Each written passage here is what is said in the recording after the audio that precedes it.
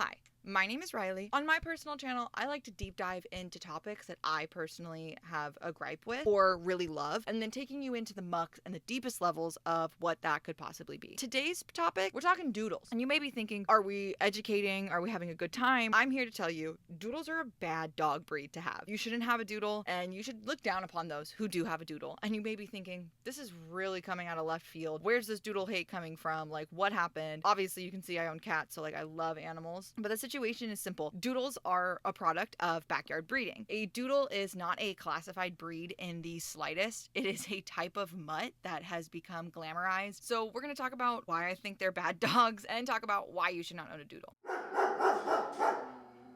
Let's go back to 1878, when the American Kennel Club was first established, and they established their first dog breed, the Pointer. The Pointer is considered the first dog breed that was classified by the AKC, and the AKC is basically the standard of how we do dogs. So if you didn't know, there's over 200 dog breeds that are identified on the AKC website, and not a single one of them is a doodle. And that is for a good reason, because doodle is not a breed. Doodle is a mutt type of dog that is combined from a golden retriever and a poodle. They have become extremely popular in American culture in the last about, I would say, 10 years probably. If you grew up in the early 2000s of America, you didn't know like what a doodle was. That wasn't a thing that was really common. Most people had golden retrievers as a dog or some sort of mutt. It seems now to complete the perfect American picture is to have a doodle as the dog type that you have. The amount of people that I have seen that have sent out blown out, super high, brightly photographed photos of their family for Christmas, and there's a ugly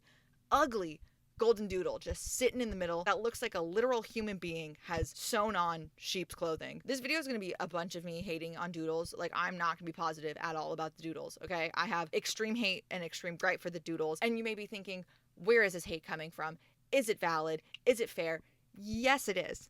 Because the creator of the doodle even hates them. The history of the doodle is funny because, like I had just previously talked about, they have become extremely popular in the last 10 years within American society and American culture. But the doodle came around in Australia in the 90s. There was a dog breeding company, like a genetics company, that were trying to make new types of dogs. Wally Conroy was the genetic creator behind the famous Puggle, the combination of a pug and a beagle, and he was also the creator of the doodle. The reason for the doodle was actually very wholesome and sweet. There was a woman in Hawaii who was blind, but her husband was very allergic to dogs. And so she wanted to have a hypoallergenic seeing eye dog so that she'd be able to have a dog to help her with her disability and to not disable her husband from dog allergies. Wally went to work creating to try to figure out some sort of coat that worked well enough to have no allergy problems. Poodles are where this coat comes from. Poodles have a very thick and curly coat, so catches more of their coat, meaning you have to brush them more and be like shaving them more, but their shedding is very low to minimal. How the process worked was Wally bred together a female poodle with a male golden retriever,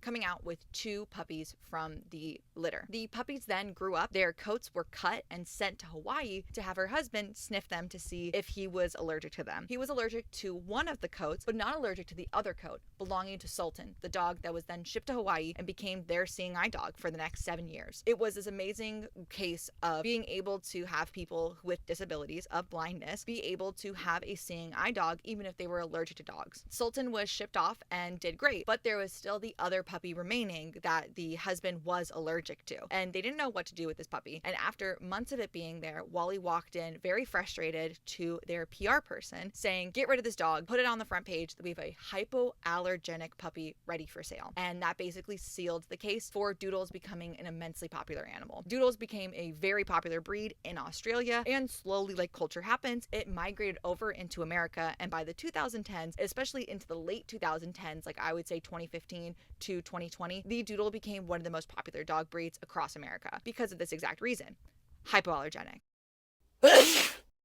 This right here is my main talking point and why I feel the doodle has been completely resold to you. One of the main reasons why the doodle has sold the most is allergies. It's common for people to be allergic to cats or dogs, and some families aren't able to have a dog because one child out of a plethora of children, or a couple of children, or one person in the household is allergic to dogs, and so no dogs for you. But the doodle kind of circles around this because doodles are hypoallergenic, but this is simply not true. If we go back to the first case of the doodles, the 2 puppies, Sultan and and his sibling did not pass the allergy test when it came to the blind woman's husband. He was still allergic to 1 out of the 2 puppies, meaning people could still be allergic to doodles. This is one of the main factors of reasons why people get a doodle, is because of the allergies thing, when it's simply not true. The coat catches more dandruff and hair, and there's the possibility of you not being as allergic to these dogs as other dogs that shed more. For instance, a dachshund or any short-haired dog is going to shed a lot more than a poodle because of their coat type. Doodle is not a breed, it is a marketing word and buzzword to get people talking. These dogs are mutts, and that's one of the problems why Sultan's sibling was not selling on the puppy market, because they were being marketed as hybrid golden retrievers and poodles. It was the moment that the doodle word was introduced into marketing that they sold immediately. So that's one problem, is allergies is not a real thing. People will still be allergic to doodles even if they're sold a hypoallergenic dog. Simply, there can never be a hypoallergenic dog. Some people just may not be as allergic to dogs as other dogs. But again, Sultan's full-blood sibling was still an allergy problem for that woman's husband. He still was allergic to that dog, but he was not allergic to Sultan. It is depending on their coat and all these types of things and factors of reasons why people are not allergic to dogs. Not every single doodle or poodle cross dog is a hypoallergenic dog. A poodle is not a hypoallergenic dog. They are a dog that sheds less and has a different coat type than other dogs.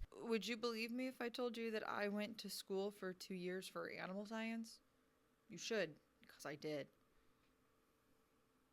I'll never forget the way the baby pigs scream. Anywho, this is the science section of the video. I didn't really touch on allergies and how they work, so I wanted to break that down for you and explain a little bit more. Allergies from animals specifically comes from 3 things: fur/hair, saliva, and piss. Since doodles have the poodle gene in them, their coat is made of hair, not fur. So their hair is able to trap a lot of the dander. How allergies work is pretty fun and funny. I don't personally have a lot of allergies except for to dust. I have a lot of allergy to dust. But what I didn't know was how allergies worked until I looked this up, because I've never cared to know how allergies work. I just know they are a thing. This is a foreign substance. A foreign substance is anything that your body does not produce itself. Foreign substance travels through the air into the passageway of nose or mouth. See, science. This allergy then goes in and goes into your system. Some people don't have any problem to this foreign substance. Let's say this foreign substance is dust, for instance. I am allergic to dust. Some people can breathe in dust and be totally fine. For me, when I breathe in dust, it makes my nose runny, it makes my eyes itchy, it makes me constantly have to blow my nose. I feel a little bit sick. I don't feel great around I don't feel great around dust when that happens, and I imagine people feel the same with a dog. And this comes from, again, the fur and the hair allergy. It goes into your system and it makes you annoyed. What is exactly happening when your body is annoyed, as I said? Well, your body sends these things called antibodies to protect your body from what is entering your system. If someone is, let's say, allergic to dogs and inhales dog dander from it floating in the air, it will go into their passageway, and that will be a foreign substance that is now in their body. Their body will make antibodies to attack it, and for some reason the body says, oh my god, I'm going to die. And then send your body into overdrive, sending a bunch of antibodies towards your system. Are doodles 100% hypoallergenic? No. Saliva is extremely important for bodies and mammals. You can't really remove salvia glands from an animal. Can you see why I now said I used to be in animal science? I can't pronounce words. What am I? You gonna shoot me? What are you gonna do? Bad joke. If we make 100% hypoallergenic dogs, that means we've removed somehow saliva and piss from their system. Anyway, that was science time. My next problem with doodles is simple and easy. Backyard breeding. Backyard breeding is the process of just breeding without really caring. Many dogs can come out with health problems, which then can lead to bad genetic genes being introduced into other dogs, and those genetic factors being spread even further into the breed. For instance, many backyard breeders are shut down and closed for unethical breeding. There was an instance in the UK where a backyard breeder was shut down because the pugs that they were breeding had such short snouts that they were legally not AKC standard. Hi, so I'm editing editing, the audio sucks. Can't do anything about it, but I'm wrong here. I am incorrectly remembering a situation. It was that the BBC reported that pugs are no longer legally considered dogs, meaning that we have bred them so tightly in their gene pool, and we've ruined pugs so much that they can no longer breathe through their nose because their snout is so short that they're literally have nothing to breathe through. And so now they're not considered dogs, and we should not be breeding pugs anymore, ethically, is what the BBC was saying. And that the UK is cracking down on breeders that breed pugs because it's so unethical to breed them at this point because their faces are so short. So that's the story I was remembering. So yes, the UK shut down backyard breeders for pugs, but not exactly. The UK is now just cracking down on backyard breeding of pugs specifically because genetically we as human beings have ruined their code so much. I was wrong, but somehow it's worse than I remember. Thanks, that's editing me. Pugs have been documented to get smaller faces and tighter curled tails, which, yes, is the aesthetic of a pug, but it also leads to many health issues down the line. And that's something that we should most likely avoid as human beings, playing God, that we should not be breeding unethical dogs and dogs that have a bunch of health problems and then selling them off to people for huge profits. That's where my main problem with doodles come from. Is many breeders who are breeding dogs will get their dogs genetically tested to show any other health problems. But some people just simply don't do that. Some people will breed bad dogs, which then breed bad puppies, and then are selling those puppies with a bunch of health problems. Have you ever heard of inbreeding before and how that killed basically the entire bloodline of the kings in the early Britain days? That's because you're pulling from the same exact DNA pool that is just getting smaller and smaller, which will then introduce more and more health problems. This is what happens with dogs. This is very common with dogs, where people start breeding dogs of mothers with sons and then sons with daughters, and you're getting smaller and smaller and tighter, technically purer blood, but also genetically defective animals. It said in the article where Wally was interviewed, the creator of the doodle, he basically says the moment that he pitched the dog as one, a doodle, and two, hyperallergenic, he knew that he'd put the nail in the final coffin for these dogs and that the ethics of these dogs would go out the window immediately because it is a brand now. To get the original doodle, Sultan, to be able to be hypoallergenic took many, many trials and errors to try to get a dog that would work. I mean, I can't even imagine what they were doing, honestly. Ethically, it probably wasn't great, but people now are doing the same exact thing in backyard breeding to get a doodle. Now the oodle has just been added on to any single dog that is possible. If you like a certain breed of dog, but your child is allergic to it, I bet you $50 solid there is probably a cross with a poodle out there where they are selling it as hypoallergenic and allergy free, which is again simply not true. It is not true. It is not how that works. Also, a pure doodle is not a thing. Doodles cannot be purified. They are mutts combined with mutts combined with mutts combined with mutts. Okay? Your perfect little doodle is a mutt. You will never be able to find a purebred doodle like you can a purebred Dalmatian. It's a combination of a bunch of different things to be making the doodle. Honestly, if one day we have hypoallergenic dogs, that's how we know we've moved too far in science and that we are genetically modifying dogs. Okay, so yes, I am here to complain more. My main complaint, and I think my main problem with the doodle, is the owner of the doodle. And this is going to be the part where I'm talking to you, the human being who has control over the animal. Brushing and grooming doodles is extremely important and hard to do. Doodles have hair. They don't have fur. As you can see on my beautiful example right here, this is a cat that's covered in fur. She doesn't have hair. I don't have to cut my cat's hair, right?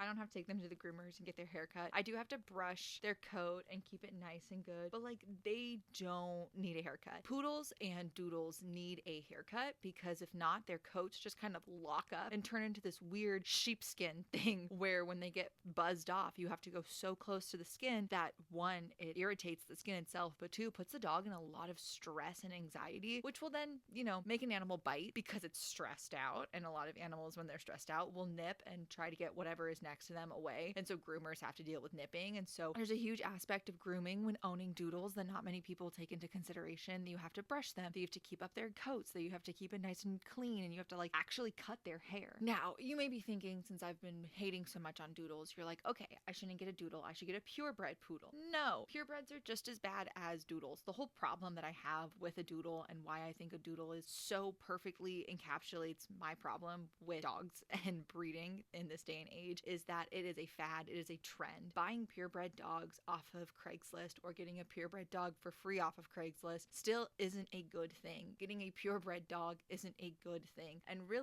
if you just want a dog, get a dog. Don't get a type of brand or a breed, but get yourself an animal that you know you're going to love and care for. Maybe an animal in the home is something that you really want. Look for something else. Maybe get a cat. If you're a person who is full-time, busy, at work, you don't have time to take care of an animal, a cat is a great animal to get. You can keep them at home. You can keep them entertained. I have a bunch of cuties underneath one roof, and they, I think, are pretty content and pretty happy as animals. It doesn't have to be a dog. It doesn't have to be a doodle. You can go just as easily to a shelter and find a dog. And I just highly suggest, if the main reason you're getting a doodle is because of hypoallergenic, not a real thing, dogs can still give you allergies, but if that's your main reason, go for it, get a doodle. If you don't have allergies and you can totally get a different type of dog, get a dog. Go to the shelter, go to a pound nearby, and save an animal's life. Don't shop, adopt. If you're gonna get an animal, raise it like an animal, raise it like a loved pet. Understand this is something that should be lasting over 10 years into the 18-year range. And so it's a lifetime commitment and a long-term commitment that you have to do. So think about it. If you don't want to get a dog because that's too much work and too long-term, maybe think about getting a cat, but the cat's the same thing. A cat can live for up to 20 years, so you have to be really smart with it. Like, my hope and goal is that all of my beautiful, sweet kittens last into my 40s. I don't think that will happen unless that genetic shot fully comes through. Then they're for sure living into my 40s, but I will for sure have these cats well into my 30s, and I should have these cats well into my 30s. They are healthy, strong animals that are being loved every day. They should be lasting for a long time. Maybe get a couple of guinea pigs. Those are very fun animals that you don't have to like deal with as much as dogs. Maybe get a lizard. Maybe get a snake. Maybe a fish tank. I don't know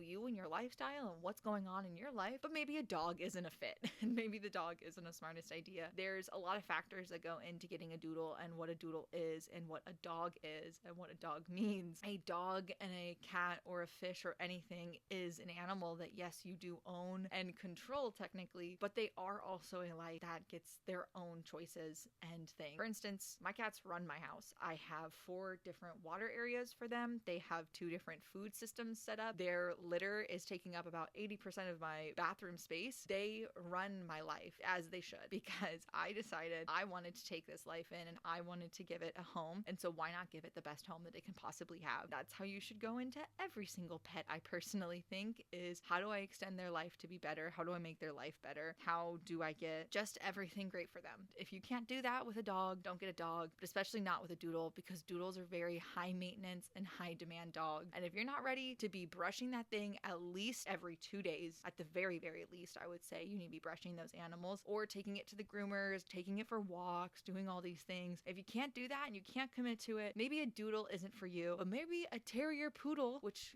go to about like 20 pounds, is for you. Maybe a different type of poodle mix is for you, but maybe not a doodle. Maybe just some sort of mutt that can be in your life. So yeah, those are my thoughts and opinions on doodles and doodle owners. Again, the dogs don't have any choice in being alive or not, just like many people, but you as a human being do have your choice of where you're going to put your money. And when these backyard breeders realize that there is a money and a profit in people buying their dogs, they will continue to do exactly that. And so think about it. Do you want to be a person who is profiting off of a puppy mill? Because that's what backyard breeding is puppy mills. And do you really want to put one dog in complete pain and pregnancy over and over again for your cute little puppy? It's just a question I always think of whenever I want and say, oh, I would really love like a Dalmatian, for instance. That's like my dream dog. I would love a Dalmatian, but I want to adopt a Dalmatian from the pound. I don't want to go to Craigslist and find a close Dalmatian breeder to me and buy a Dalmatian puppy. I want to rescue a Dalmatian. That's my dream. And I think that's the important part about being a pet owner is your intention and why you're doing it. And a lot of people who get dogs don't think about their intentions. And it's sad. I hoped you didn't mind going into the mucks of the sewers with me. I'm sorry if this one I got a little bit heated. I am quite passionate about animals. I've always loved animals ever since I was a kid. I've always been around animals. I just recently almost got 2 more cats in my life because I love animals that much that I don't care if it would be more expensive and it would make me a crazy cat lady because I think it's important to enrich animals' lives. And it breaks my heart heart when I see animals that aren't getting enriched. Thanks for coming down into the sewers with me. I hope you had a good time mucking around down here. It was my first video back in like a while.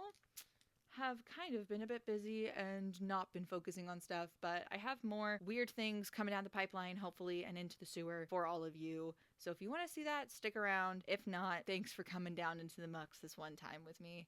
I shall see you, maybe. That's it.